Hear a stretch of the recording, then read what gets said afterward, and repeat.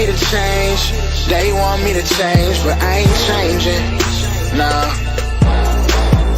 I remain. And you are now tuned into another episode of Intellectually Petty Radio, brought to you in concert with A Beautiful Machine magazine, as well as the mighty, mighty, mighty Nerd DJs Radio Network. You already know, man, week after week, year after year, second after second, we only rock with legends around here. And today is absolutely no exception. We have social media content creator, foodie, wait. Hold on, because I want to make sure that we get everything. Vending machine owner, storytelling, MC, beautiful individual, soul, and everything. One of the most original people since Eve. We got Ishii Qash in the building. How are you doing, Queen? How's life? How's your family? Hey everybody. I'm doing extremely well. This year has been definitely a blessing and I really can't complain. I'm healthy. I show up every day. I'm doing good. Okay, come on now. You got something you can complain about.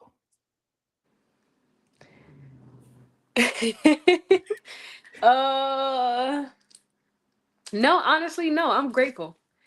I gave up complaining this year actually. It's really nothing to complain about. It's people in a lot worse position than me, so I'm not even in a position to complain.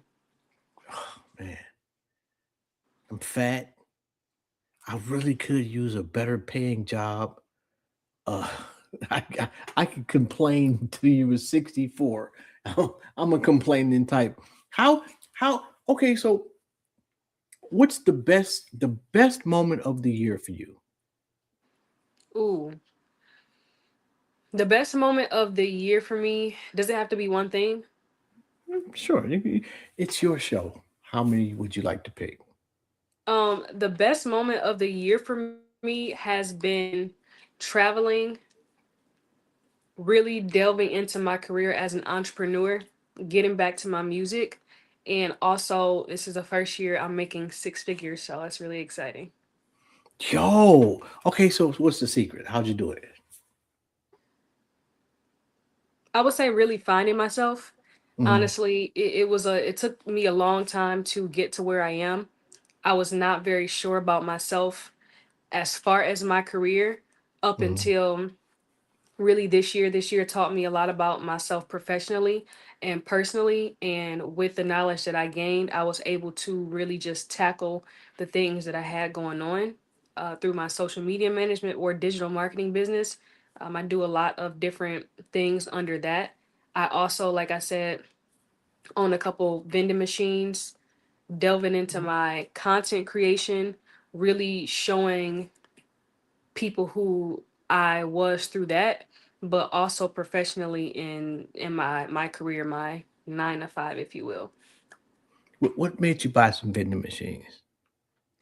It was something that had been on my goal list for a very long time. One thing about me, when I say that I'm going to do something, I'm going to do it. There's not one thing that I set my mind to that I have not either started or already accomplished. So I'm really, really intentional about getting the things done that I want to do, whether it was being an artist, whether it was going to school and getting my degrees, being an entrepreneur, being a content creator, exposing myself to certain things. I'm a type of person that always says I'm gonna do the things that I'm gonna do. And a couple years ago, I wrote down Mhm. a few goals that I had, and being a vending machine owner was one of those things. So that was 2023 that I did that. I wrote down that I was going to be a vending machine owner. I also wrote down that I was going to be a social media manager.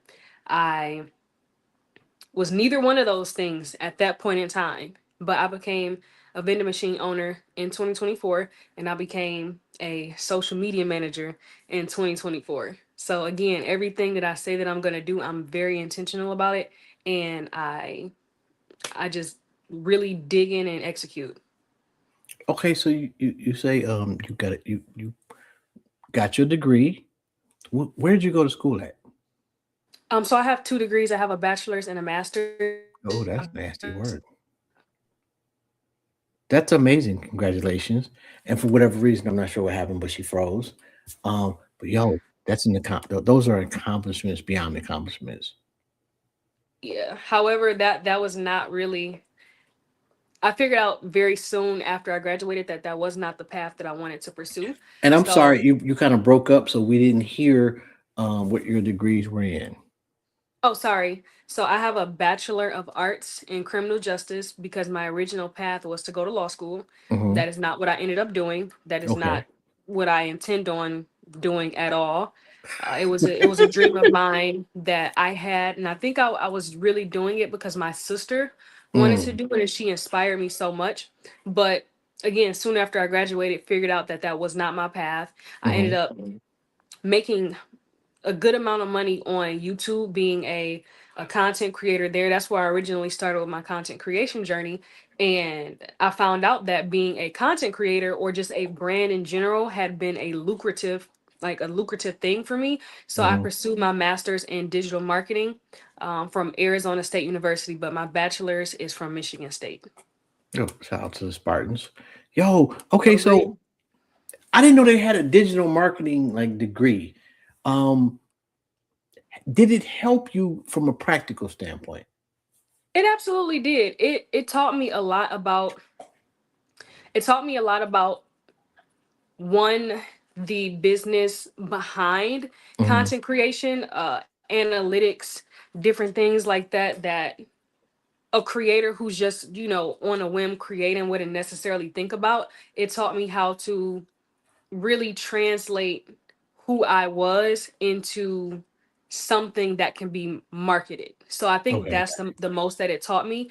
A couple classes that really helped me was media law, Okay. and I actually really appreciated that professor, but also that course because with me being an artist, it taught me a lot of things about protecting myself in my intellectual property and Hmm. different things like that, and just how to kind of maneuver in the digital space. But then I also had a course. I'm trying to think of the name. It was a little while ago. The course was called, I think it was entrepreneurship in media Hmm. or something along those lines. And again, it taught me a lot about the business end of what I was doing, with my social platform. And not only did it help me personally to grow, it helped me to segue into me being a social media manager because before I had actually took the step and like wrote down that goal, Hmm. I didn't really have any idea how I would start. So I kind of got thrown into the whole realm of social media management because I was good at just growing on social media. I had Mm. grown my YouTube before I segued away from it. I had, grown my Instagram to a certain level. So when I was doing that for myself, and I not only had the, I guess you would say, theoretical knowledge, I Okay. ended up getting the actual knowledge, like actually putting myself in the position to do things on social media, like doing brand collabs, Let me. learning about the different new features that Instagram offered. So all of those things kind of helped me. But Mhm. like I said, again, like the schooling taught me like certain things as far as discipline, the behind the scenes studying the analytics. I was certified, Google certified, to do like the Google analytics. So if like somebody wanted to grow their business and they Mhm. wanted to be seen or be visible on Google, I learned all of that stuff. I learned different platforms. I learned Okay, let me how ask you this to though. be. Oh, go ahead. You're a beautiful woman. I'm an Thank you. ugly fat nigga in this basement. You clearly have an advantage over capturing people's attention. How do you level the playing field for an ugly fat nigga like myself? Can you elaborate on that? What do you mean level the playing field? Like, okay, let's say I'm scrolling through YouTube and I am the random person on YouTube. I see you, and instantly I need to know what she's saying and what she's talking about because she looks visually pleasing to me. Whereas you see somebody, some old fat nigga, and you're like, this nigga's gotta be stupid. Because he looks dumb. He's an ugly dude. Doesn't, so how do you make somebody that may not necessarily be aesthetically pleasing popular on social media? Well, firstly, I don't think that's nice of you to say about yourself. However, it is never about I've been ugly for a uh, long time. I'm okay with it. okay, it's never really about aesthetics, honestly. Hmm. A lot of people think that aesthetics will take you to the next level. And in some cases, it actually does. Aesthetics really, really help you. Hmm. That's one piece of the puzzle. The two bigger pieces of the puzzle is grabbing people's attention Hmm. and providing value. Mm. A lot of people miss those two very important steps when it comes to social virality and just having an audience that sticks around. If you can provide value to people, Hmm. you will pay yourself for the rest of your life. Mm. You just have to figure out what value you can provide to people. Some people are good with money. Some people can get an audience teaching people how to save their money, how to get rid of debt, how to do a lot of things. Hmm. Some people are good at music. And we all know music is can bring a crowd of hateful people together. So if you're good at music and you can grow your audience off of that, that's another thing that you can do. It's all about what value you can provide to a person. So if you have something that you know that you're good at, Hmm. that you can share to social media or share to anybody, and you can latch them in that way and keep them coming back and continuing to provide value. And sometimes that doesn't necessarily even mean you have to benefit off of it in some way, right? Hmm. And a lot of people don't think in this way, but sometimes free knowledge or just adding value to somebody without them having to give you something or making a value transactional, that will make Mm. people more likely to keep coming back to whatever you have to offer. So like I said, providing value and also just grabbing people's attention. I Okay. always tell people who want to know like how to go viral on social media, like you have to catch people's attention in like the first 3 seconds, really the first 1 second. So that's something that I would focus on. If you can do that, then again, you'll have an audience or you'll have people that will pay you for the rest of your life. Okay, so here's a question I ask everybody that comes on the show. Has absolutely nothing to do with nothing, but here goes. You're sitting on a park bench, and God sits down next to you, and he or she says you can ask them one question. What would it be? I would ask him, and I already have an inkling on what it is, but I would ask him what my purpose is in life. And what do you think it Well, is? I think that my purpose is to touch and connect and help a lot of people. Hmm. I grew up very poor, to say the least. I did not have a lot. I've lived in homeless shelters. Just a lot of different things have Really? happened throughout. Absolutely, a And lot of I'm sorry. different things I'm have sorry. happened. I got to stop you here because I'm intrigued. At what point did you go to a homeless shelter? I probably lived in a homeless shelter like four, 5 times, maybe. I can't really think. Really? Yeah, yeah, yeah. So I didn't grow up the most financially stable. So just in my childhood, even though I did grow up in those circumstances, my mom was really good about keeping people around me that had, for lack of better words, a better life.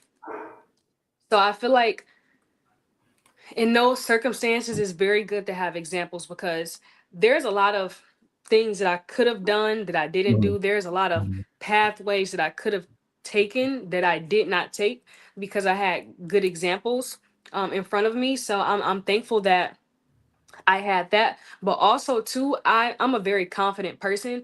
I, especially at this age, I know exactly who I am.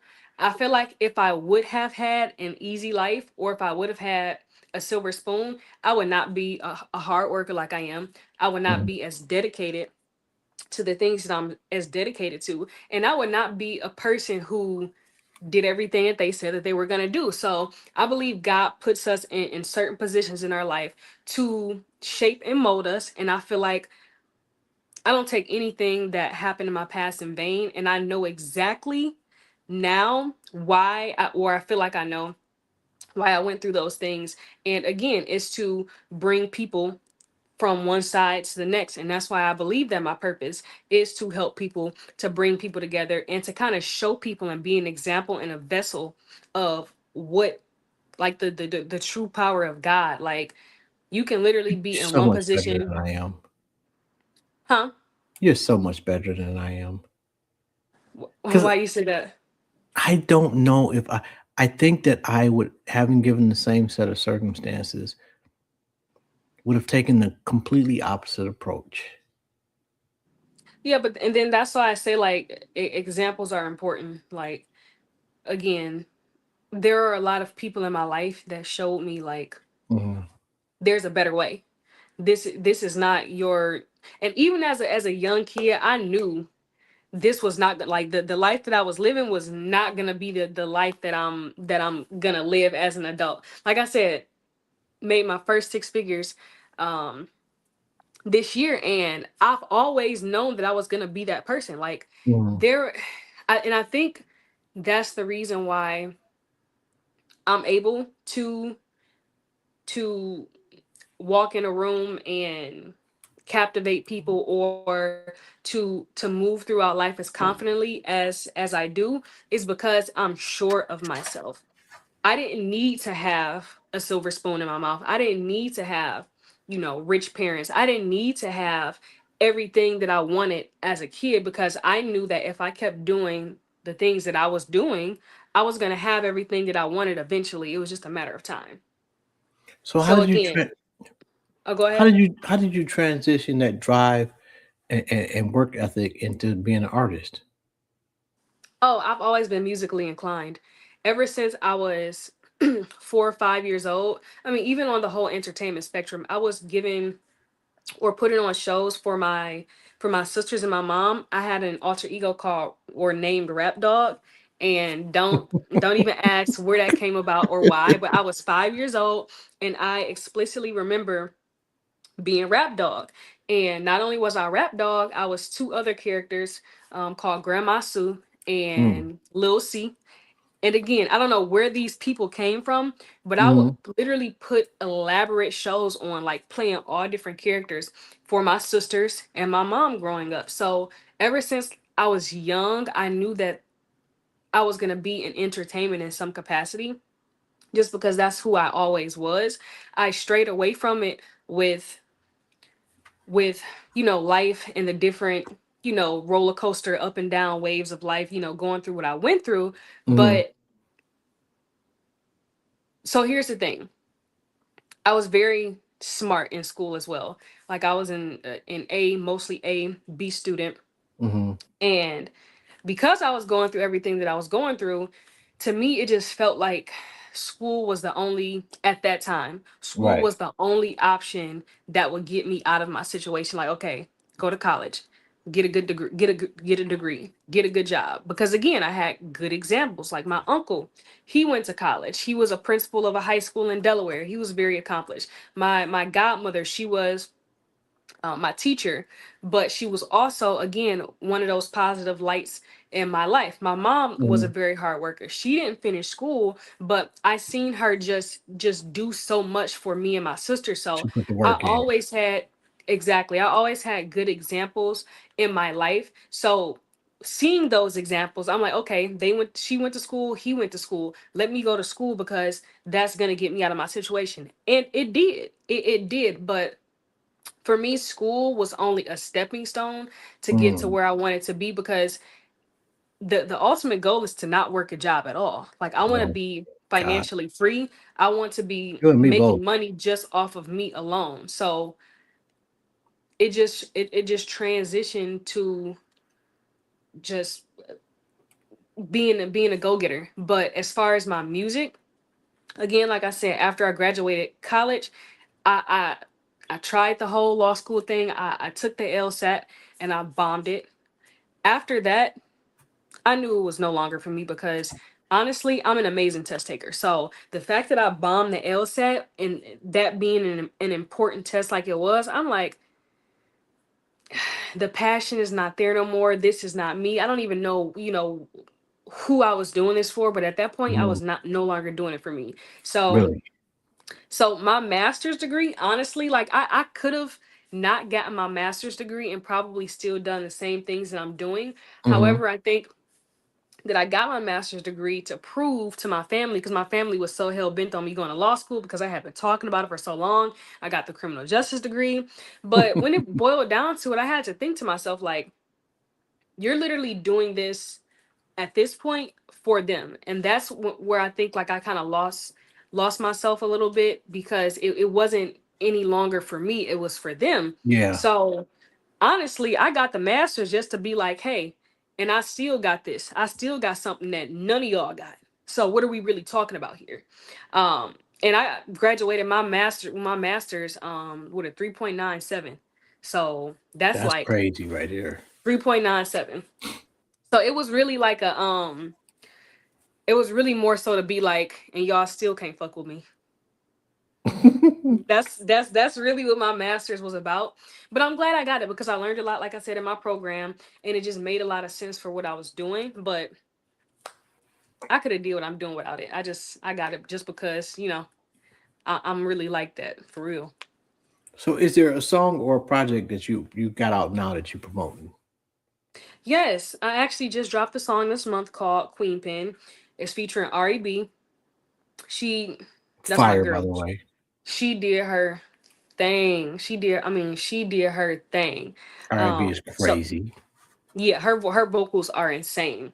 So very thankful to have her on the track. That's what I'm promoting now. I also have an EP that I'm dropping in January. The date has not been set yet, but it's going Hmm. to be called The Last Word. It's going to be a 5-track EP. Mm. Queen Pin is going to be one of those tracks on there, and I'll also be dropping the music video to Queen Pin in that same time frame. We happen to share a manager. Shout out to Rita. I Uh, love Rita. oh my I God. love Rita. How would you meet Rita? Ooh, so I met Rita. I want to say it was around the time that I first started doing music, Hmm. which was in around 2020 2021, and we worked together. She was in an A&R for a different management company that I was working with Hmm. for a short period of time, and we we grew a relationship from that. Like she obviously felt me as an artist. She believed in me. From there I separated from that management company. She I think she was working with them for a period of time, and I told her like a couple years later, I'm like, hey, I'm about to delve back into this music thing because for a while I'm not gonna say I strayed away from the music. That was never my intention or what was going on. It was more so I had a lot of other things going on.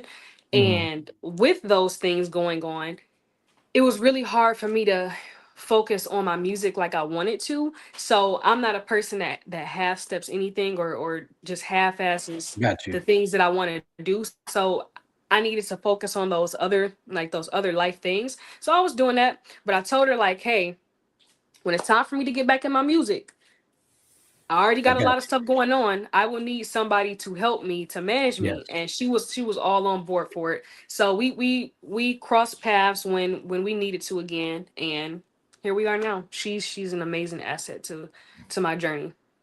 If people want to get in Absolutely. touch with you, they want to book you for a show, anything like that, how they go about doing that? Hitting up Rita. So she is actually in my bio. I want to say her personal page is in my bio. So if you see it, it'll be like management at Karita Montez Miller. The management page is also an outlet for anybody that wants to get in touch with me or book me or do anything like that as well. But yeah, just go through her. Some people still DM me, which I'm okay with because it's not like I'm like A-list to where it's like I don't see anything. But at the same time, with me being a content creator, with me working a full-time job, with me having my own business, it's really hard for me to Yeah, you juggle got shit to and do. get to things. Yeah, so like it's just way easier if they go through her.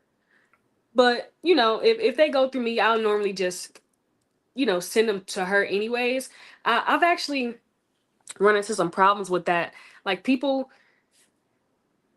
I don't know, people just act weird when I do that, like I'm acting Hollywood or something. But it's not Yeah, even they that. don't Like respect it.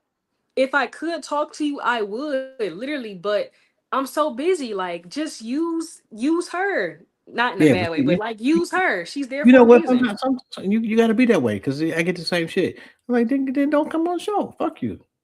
Exactly. Like, like, bro, Exactly. it is not this deep, and I don't even know you.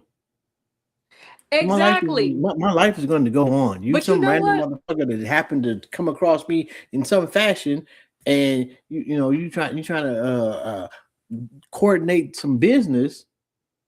I'm telling you how to coordinate the business. If you don't like that shit, move the fuck on.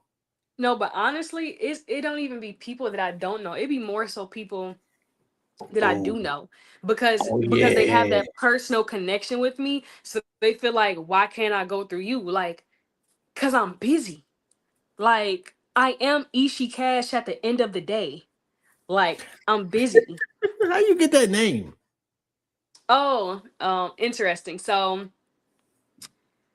so I don't know if you're familiar with.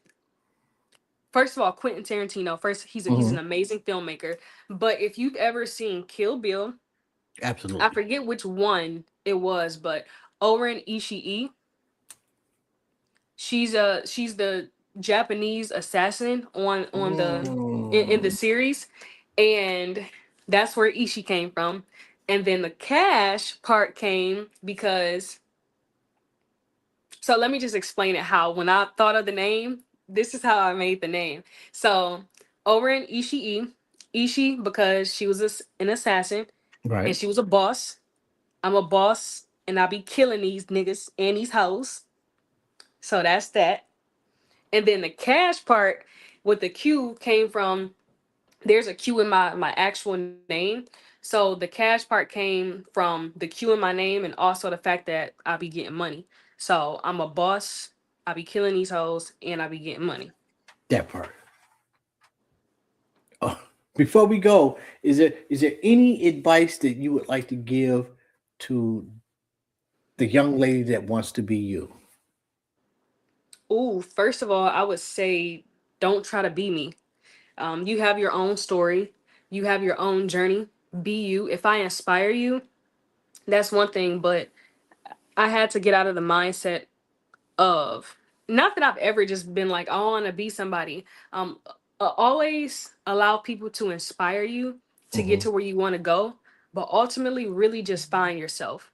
Once Hmm. you find yourself, you will find exactly what you're supposed to be doing, exactly where you're supposed to be, the types of people you should be around, the types of people you should not be around, and the types of things that you should be pursuing. So always Message. look within when you're trying to accomplish your goals, because what is meant for me is meant for me and what is meant for you is going to be meant for you. But what I will say is always grind, believe in yourself even when nobody else does, never give up, and always keep the vision. You will go through things in your life to where you think that, damn, like this It's ain't really over. working out, why am I doing this? Don't ever let that deter you from what you got going on. Life is a roller coaster. When you up, just know it's gonna be a down. When you down, just know it's gonna be a up. And when you down, just know when you get up, cherish those moments because It again, ain't gonna last life is a forever. roller coaster. Is and that's what life is about. People are always hell bent on the destination. No, enjoy the ride because once you get to the destination, then what? Facts. Enjoy the ride. Really enjoy the ride. Work your ass off, and you will get any and everything that you want in this life. Like, no kissing. Yo, I cannot possibly thank you enough. And you already know, man. If Rita will tell me if I need to do something. Uh, but if there's anything I can possibly do for you, you say the word, and I got you. I Um, appreciate you, that. you have not you are a beautiful woman inside and out. Like Thank you. you such a powerful spirit, and the shit that you've overcome. Yo, if nobody else has told you today, I'm proud of you.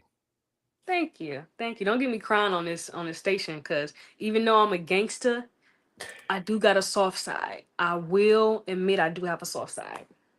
So don't get La- me crying on here. Okay. Last time, before we go, last time you cried. Today. No, Today. Um, and I've asked this before: good cry yeah. or bad cry?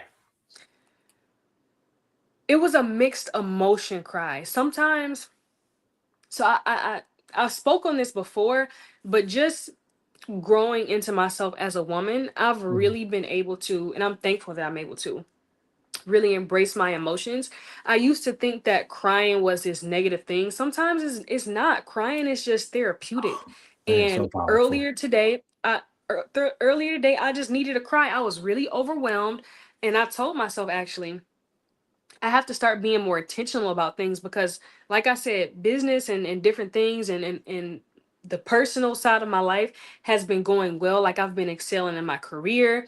I just got promoted at work, so I'm making more money. It's just a lot of different good things that are happening to me. Mhm. But I feel like sometimes I just feel like stuff is coming at me too fast, and I Yeah. I I almost feel like I'm gonna crash out.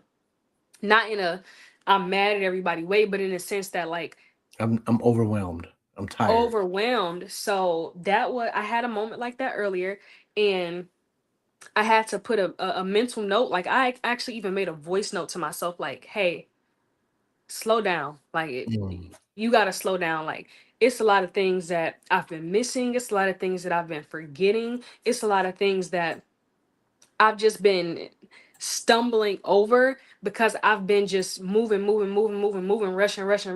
rushing. I just needed to slow down. That's part of the reason. And again, I'm sorry for being a little late. That I was a little late because I got off of work at 5. The drive from I work in Novi. Hour. I work in Oh, Novi, so it's a little bit Lord. ways from where I Yes. stay, and took me over an hour to get home.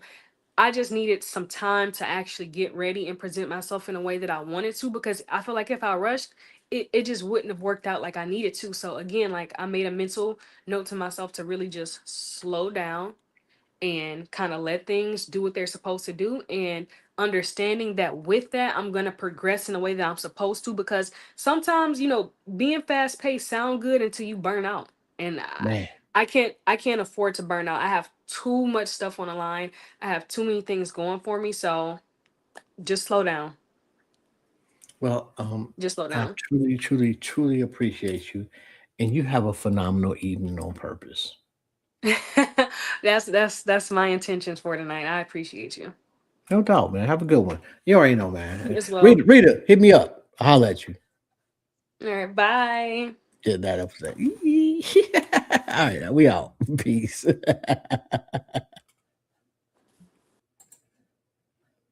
Yo, you already know, man. I'll be back next week. I think next week. No, wait. Hold on. Is next week Christmas? I'm not doing shit on Christmas, man. Fuck yeah. I'm just fucking with you. But I'm definitely not doing shit on Christmas. But so what is New Year's today? Yo, we got some shit. Anyway, we got some shit coming up down the pike. I'll holler at y'all. This is Jobs. This has been another episode of Intellectually Petty Radio. You already know. Please make sure you subscribe, like, share the whole nine, blah, blah, blah, blah, blah. You already know. I'm out. Peace.